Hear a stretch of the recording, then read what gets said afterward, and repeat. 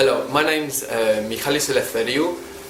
I'm one of the activists that started the Occupy Buffer Zone movement in Cyprus, and I was also present during the Egyptian revolution from more or less the beginning in Tahrir Square. I just posted a statement online urging Egyptian friends to send video messages like this one to Turkish activists, and I said I would do the same, so this is it.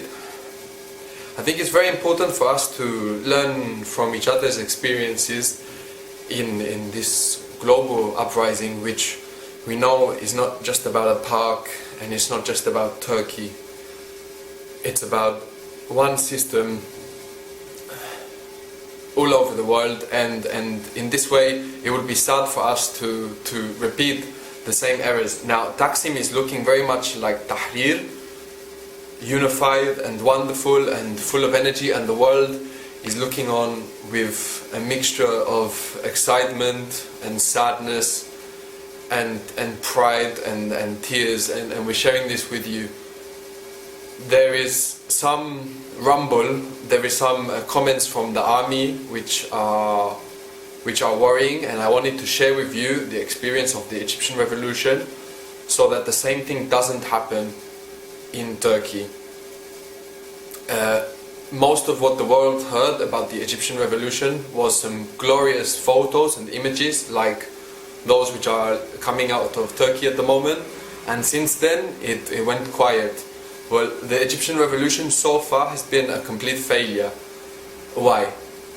When Mubarak stepped down and the Supreme Council of Armed Forces took power, the people in the streets were chanting Eid Wahda, one hand with the army, that they were one hand with the army, and they believed that the army was the savior, and Egypt really paid the price for this.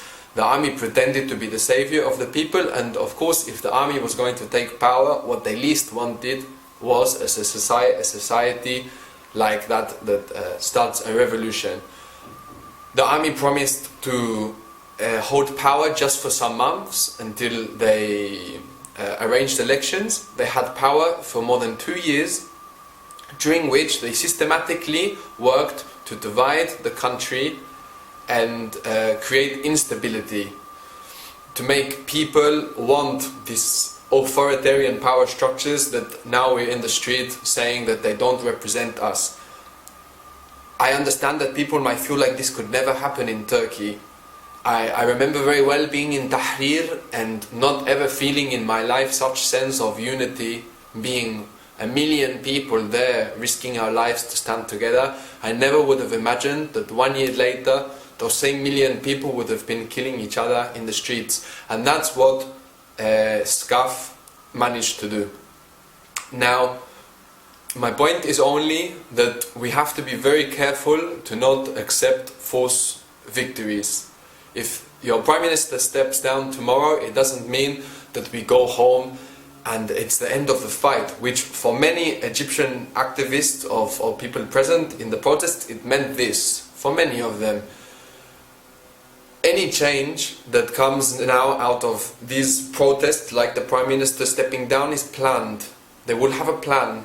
He's not just going to step down and there's going to be a victory. There's going to be a plan to take the power back, or there's going to be a plan for somebody else to take the power. It's very likely that the army steps in now, as there is a friction between the army and the state in Turkey, that the army steps in now acting like the savior of the people. And then once everybody goes home and you don't have this force of being millions in the street, and everybody goes home, then the army will start picking at people one by one. This has been the experience in Egypt. Currently in Egypt you have the Muslim Brotherhood in power, which are a completely inept and corrupt political party which are destroying the country. And the army is sitting back, letting that happen, waiting for the moment where they will be called in to take the power back. That's what's happening in Egypt right now. It's not exactly the same situation in Turkey, but the point is that there are some parallels between the two situations. There are two parallels between the situations where it will be very, very wise to investigate everything that happened in Egypt, to have contact with Egyptian activists, to share experience, so that the same thing doesn't happen again. What we least want is such unnecessary losses of life. The people that have died and been injured so far is already so completely unnecessary.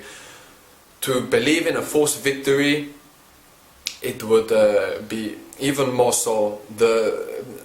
We as the people have to take the power. If anybody comes along, such as the army, that claims to take the power for the state, to take the power from the state for the people, please do not go home.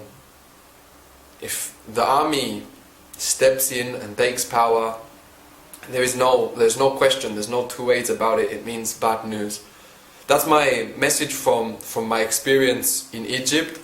I wanted to share it with you. I'm following everything here. I have very, very dear friends in Turkey. I'm following with my heart, and I wish you luck and wisdom and courage.